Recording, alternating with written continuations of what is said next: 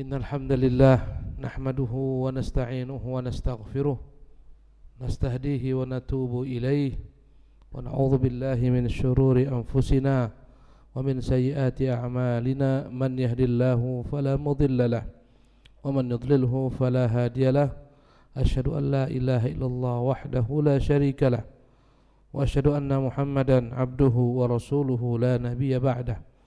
Amma ba'du, ibadallah, usikum wa iyaya nafsi bitaqwallahi wa ta'atihi faqad fazal muttaqun. Ma'asyiral muslimin, sidang Jumat yang dimuliakan oleh Allah Subhanahu wa taala. Allah Jalla fi ula menyebutkan dalam kitab yang mulia dalam surah Al-Kahfi pada ayat yang ke-46.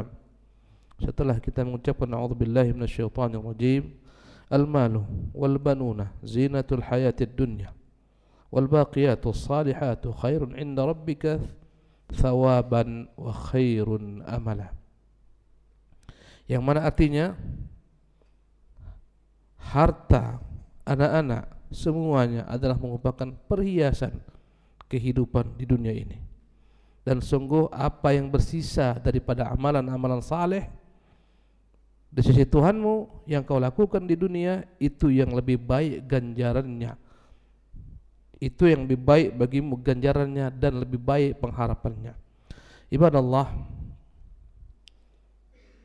kita mengacu kepada para sahabat-sahabat ridwanullah ajma'in. Mereka lah orang-orang cerdas, mereka lah orang-orang yang cerdik. Mereka membeli akhirat mereka dengan dunia yang mereka miliki. Ketika perang Tabuk, ketika Nabi membutuhkan support dana yang banyak, maka Nabi yang mulia sallallahu alaihi wasallam menawarkan kepada para sahabat surga. Dan sungguh dalam kondisi paceklik kala itu Nabi yang mulia sallallahu alaihi wasallam memberi mereka motivasi untuk berinfak. Ya, siapa yang menyiapkan tentara kita ini, Jaisul Usrah walahul jannah, baginya surga. Sahabat diam, sahabat hening. Maka berdirilah Uthman bin Affan. Dia mengatakan, saya ya Rasulullah, saya siapkan 300 ekor unta lengkap dengan apa di atasnya. Ya, infak di jalan Allah Subhanahu wa taala. Uthman bin Affan 3 kali telah membeli surga di masa Rasulullah SAW. 3 kali membeli surga. Ketika Uthman berinfak dengan sepertiga hartanya di jalan Allah Subhanahu wa taala, ya, dalam menyiapkan tentara-tentara kaum muslimin dalam perang Tabuk, maka Nabi sallallahu alaihi wasallam bersabda, "Ma darra Uthman ba'da hadha." Ma darra Uthman ma fa'ala ba'da hadha. Uthman tak akan berbahaya baginya setelah apa yang dia lakukan pada hari ini. Subhanallah. Ketika tiba kaum muslimin di kota Madinah, ya, berbondong-bondong pengungsi datang, golongan muhajirin, mereka butuh support air. Air begitu sedikitnya. Ada satu sumur milik salah seseorang. Maka Nabi SAW bertanya kepada sahabat-sahabatnya, siapakah di antara kalian yang mau membelikan sumur? Namanya sumur Rumat. Man yashtari hadhihi rumah walahul jannah. Siapa yang memberikan, siapa yang mau sudi membeli sumur ini, baginya kelak akan diberikan Allah Subhanahu wa taala surga. Kembali Uthman mengatakan, saya ya Rasulullah. Dan dia beli sumur tersebut dan dia infakkan untuk kaum muslimin. Ketika masjid telah sempit, tak muat, maka kembali Nabi SAW mengatakan, siapa yang membeli tempat rumah-rumah si fulan, diganti, dibayar agar diperluas masjid, baginya surga. Uthman sekali lagi mengatakan, saya ya Rasulullah. Jemaah sekalian, ini orang-orang cerdas, ini orang-orang cerdik yang mereka menjadikan dunia yang mereka miliki sebagai sarana negeri akhirat, karena akhirat yang abadi dan kekal. Ketika perang Tabuk, Abu Bakar berinfak dengan seluruh hartanya, sehingga Nabi bertanya, ya Abu Bakar, madza tarakta li ahlika? Apa yang kau tinggalkan untuk keluargamu? Berkata Abu Bakar Siddiq, taraktu lahumallaha wa rasulahu. Kutinggalkan untuk mereka Allah dan Rasulnya. Umar datang membawa setengah daripada hartanya. Subhanallah. Dan para sahabat berbondong-bondong berinfak ketika Rasulullah mensupport mereka berinfak. Ada yang bawa sekian daripada, ya, kurma, gandum, dan apa yang mereka dapati. Bahkan mereka ada yang bekerja di pasar menjadi kuli pikul, kuli angkut untuk dapat berinfak dalam rangka memberikan untuk Nabi support dalam perang Tabuk. Ikhwati fillah rahimakumullah. Inilah para sahabat-sahabat Nabi yang mulia. Mereka mengharapkan surga Allah Subhanahu wa taala. Ini yang paling berharga dan paling mulia. Selepas perang Hunain, Rasulullah sallallahu alaihi wasallam membawa harta rampasan perang yang banyak sekali. Kala itu Rasulullah tidak beri sedikit pun kepada kaum Ansar. Rasulullah berikan kepada orang-orang Quraisy yang mereka baru memeluk Islam, kepada kepala-kepala suku Quraisy dan bangsa-bangsa Arab lainnya, karena mereka baru memeluk Islam. Berkecamuklah di hati para kaum Ansar berbagai macam perkara-perkara yang membuat mereka tak nyaman. Mereka khawatir Rasulullah sallallahu alaihi wasallam melupakan mereka. Maka mereka berkata, lihatlah Rasulullah SAW, kita yang dari awal Islam berperang bersama beliau, ya, tidak beliau beri sedikit jua pun. Sementara mereka orang-orang yang baru memeluk Islam, bahkan sebagian mereka darah-darahnya masih ada di pedang kita, mereka diberikan Rasulullah SAW harta rampasan perang yang banyak. Maka sampailah ke telinga Nabi SAW desas-desus kaum Ansar yang tidak diberikan Rasulullah SAW sedikit pun daripada harta rampasan perang. Maka Rasulullah perintahkan mereka masuk. Berkumpullah mereka dalam satu tenda bersama Rasulullah SAW. Maka Rasulullah mengatakan, wahai kaum Ansar, ku dengar kalian berkata Muhammad lupa dengan kami. Muhammad telah jumpa kepada kaumnya. Mereka diberikan ganjaran daripada harta rampasan yang perang, harta rampasan yang perang yang banyak, sementara kami tidak memperoleh sedikit pun bagian daripada hal tersebut, padahal darah-darah mereka masih ada di pedang-pedang kami. Maka Nabi yang mulia sallallahu alaihi wasallam mengatakan, benarkah apa yang kau dengar ini kaum Ansar? Berkata petinggi-petinggi mereka, ya Rasulullah, kami para senior-senior tak pernah mengatakan itu. Ini hanyalah orang-orang yang muda daripada kami. Mereka yang berkata demikian, dan hal ini diperparah dengan provokasi seorang munafik yang ada di tengah-tengah mereka. Maka Rasulullah sallallahu alaihi wasallam berkata kepada mereka, ya ma'syarul ansar, alam atikum dhullalan fahadakumullahu bih. Wahai kaum Ansar, bukankah dahulu kalian sesat, aku datang kepada kalian, Allah beri petunjuk kalian dengan sebabku. Ya ma'syarul Ansar, bukankah dahulu kalian senantiasa berperang, berpecah belah, Allah satukan kalian denganku. Ya ma'syarul Ansar, bukankah kalian ada di jurang api neraka Jahannam, Allah subhanahu wa ta'ala selamatkan kalian denganku. Ya ma'syarul Ansar, kalau kalian berkilah, kalau kalian mau membantah, pasti kalian akan kebenarkan pula. Kalian bisa mengatakan, ya Muhammad, dahulu engkau datang didustakan kaummu, kami benarkan engkau, kami beriman denganmu. Ya Muhammad, dahulu kau datang dalam keadaan terusir oleh kaummu, kami yang menanggungmu, kami yang bersamamu. Ya Muhammad, dahulu engkau datang dalam keadaan miskin, maka Allah SWT berikan engkau dengan perantara kami harta. Ya, ketika mereka bakhil dengan hartanya, kami memberikan kepadamu harta kami, bahkan jiwa-jiwa kami. Kalau ini yang kalian katakan, kalian kan kukatakan pula benar. Sadaqtum ya ma'syar ansar, tahukah kalian, kuberikan hal ini kepada orang-orang yang kuharapkan dengan hal ini melembut hati mereka memeluk Islam, agar mereka tertarik kepada Islam. Mereka orang-orang baru memeluk Islam.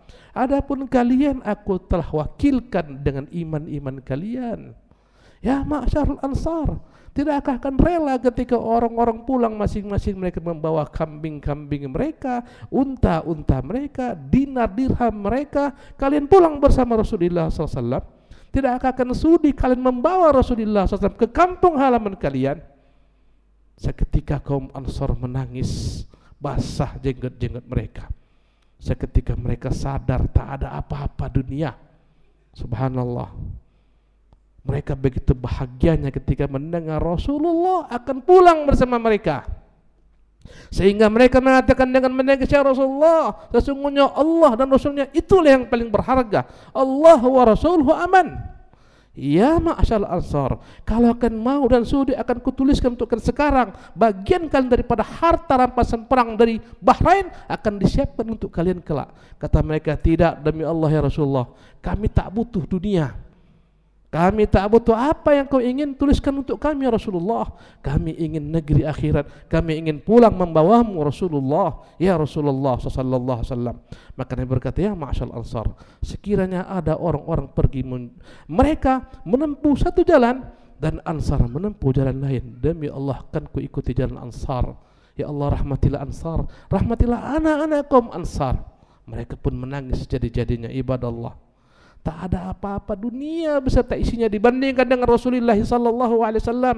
Dan kita pun mengatakan tak ada apa-apa dunia seisinya ini dengan sunnah yang Rasulullah tinggalkan untuk kita amalkan. Ini yang paling berharga. Inilah namanya al-baqiyatus salihat. Sunnah Nabi yang dia tinggalkan, kita amalkan, kita dakwakan, sabar di atasnya. Inilah namanya al-baqiyatus salihat. Inilah merupakan perkara-perkara yang kekal abadi yang dikatakan Allah, wal baqiyatus salihatu khairan inda rabbika thawaba. Sungguh al-baqiyatus salihat yang bersisa, yang di sisi Allah lebih banyak ganjarannya, lebih dahsyat, lebih luas. Ibadah Allah, tak ada lebih mahal dalam agama ini kecuali engkau mengenal Tuhan Rabbuna Azza wa Jalla, Allah Rabbul Alamin. Ini yang paling berharga. Ma'rifatullah, engkau mengenal Tuhan yang kau sembah, sifat-sifatnya, nama-namanya, perbuatannya. Ini yang paling berharga dan ini yang paling termahal di dunia ini.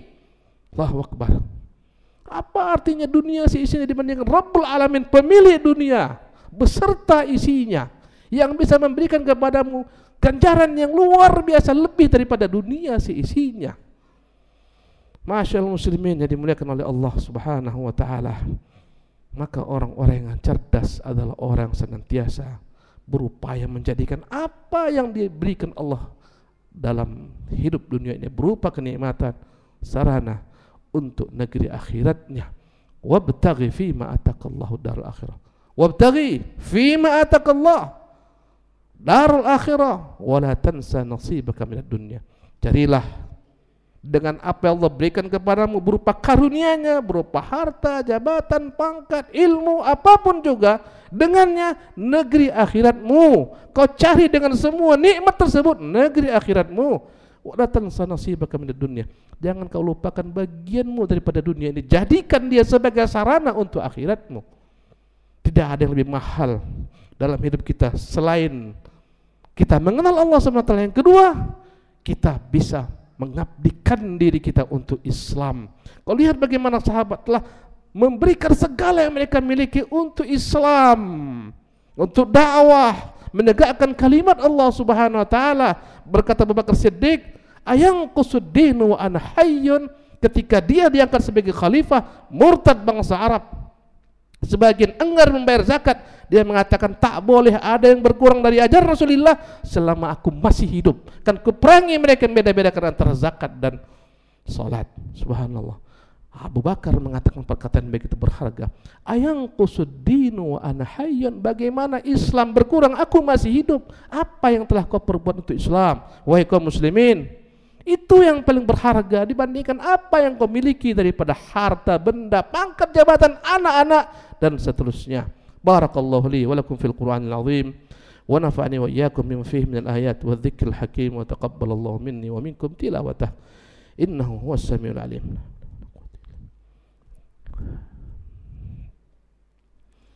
Alhamdulillahi rabbil alamin wa sallallahu wa sallam wa baraka ala abdihi wa rasulih Muhammadin wa ala alihi wa sahbihi ajma'in wa ba'du. Ibadallah, bahkan harta dunia terkadang bisa membinasakan manusia, sebab kebinasaan manusia. Kau lihat mengapa manusia menumpahkan darah gara-gara dunia. Mengapa orang berebut kekuasaan jabatan gara-gara dunia.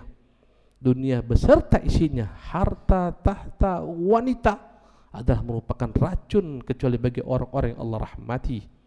Tidakkah kau lihat bagaimana hancur dunia ini gara-gara berebut harta, gara-gara syahwat? Subhanallah, ini yang membinasakan manusia. Ini yang harus diwaspadai oleh orang-orang beriman. Jangan sampai mereka terfitnah. Yang namanya harta tak kenal manusia. Siapapun dia, apapun pangkatnya, apapun jabatannya, mau dia kiai, mau dia ustaz, mau dia petinggi negara, mau pejabat, rakyat, tak pilih bulu. Bisa menyesatkan mereka kecuali yang dirahmati oleh Allah Subhanahu wa taala. Subhanallah, ada seorang disebutkan ya dahulu kala terkenal dengan orang yang rajin menimba ilmu, banyak memiliki buku-buku. Subhanallah, padanya tampak kesolehan, tapi dia tergila-gila dengan seorang wanita. Wanita adalah bagian daripada ujian hidup di dunia ini. Singkat cerita, dia berusaha mengumpulkan semua hartanya agar dapat menikahi perempuan ini. Dan akhirnya terwujudlah perempuan yang cantik jelita itu pun dinikahinya. Selesaikan masalah hidup? Tidak. Hidup berjalan. Suatu saat dia marah kepada istrinya, maka dia ceraikan istrinya. Pisahlah mereka. Setelah cerai dia menyesal sejadi-jadinya.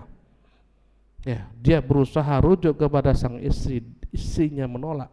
Mantan istrinya tak mau lagi rujuk dengannya. Dia perintahkan budaknya membawa segala hal agar istrinya rela dia kembali kepada sang istri. Istrinya tak mau, mantan istrinya enggan rujuk kepadanya. Akhirnya diperintahkan budaknya, kau beritahukan kepadanya, ini racun kan kau minum kalau kau tak mau kembali kepadaku. Budaknya datang menyampaikan apa yang dikatakan tuannya kepada mantan istrinya, jika kau tak mau dia rujuk kepadamu, dia akan minum racun ini. Mantannya mengatakan, aku tak peduli, dia minum. Subhanallah. Akhirnya kembalilah sang budak mengatakan dia tak mau kembali kepadamu, dia minum racun tersebut, dia mati bunuh diri, adzan billah. Hilang semua ilmunya, hilang semua kitab-kitabnya, hilang semua karangannya, gara-gara wanita. Dunia yang tak ada apa-apanya, bukan tujuan hidup kita. Inilah dunia yang menjadi ganjalan bagi banyak manusia. Jabatan pun demikian, harta yang bertumpuk pun demikian. Karena itulah kita disuruh Allah untuk waspada. Innama amwalukum wa auladukum fitnah. Harta kalian, anak-anak kalian, ujian bagi kalian. Wassallu ala nabiyikum fa innallaha malaikatahu yusalluna ala nabi ya ayyuhalladzina amanu sallu alaihi wa sallimu taslima.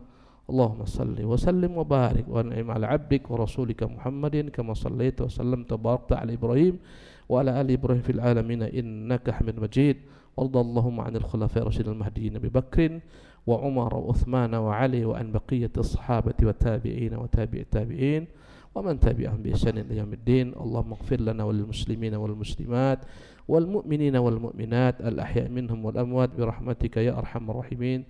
Rabbana zalamna anfusana wa illam taghfir lana wa tarhamna lanakunanna minal khasirin.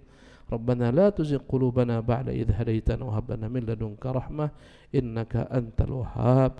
Allahumma inna nas'aluka al-huda wat-tuqa wal-'afafa wal-ghina. Allahumma aghnina bihalalika an haramika waqfina bifadlika amman siwak. Rabbana zalamna anfusana wa illam taghfir lana wa tarhamna lanakunanna minal khasirin. Rabbana atina fid dunya hasanah wa fil akhirati hasanah wa qina 'adzabannar. Ibadallah, innallaha ya'murukum bil 'adli wal ihsan wa ita'i dzil qurba wa yanha 'anil fahsya'i wal munkari wal baghi ya'idzukum la'allakum tadhakkaruna fadhkurullaha al-'azim yadhkurukum washkuruhu 'ala ni'amihi yazidkum wa la dzikrullahi akbar. Wallahu ya'lamu ma tasna'un. Aqimus shalah.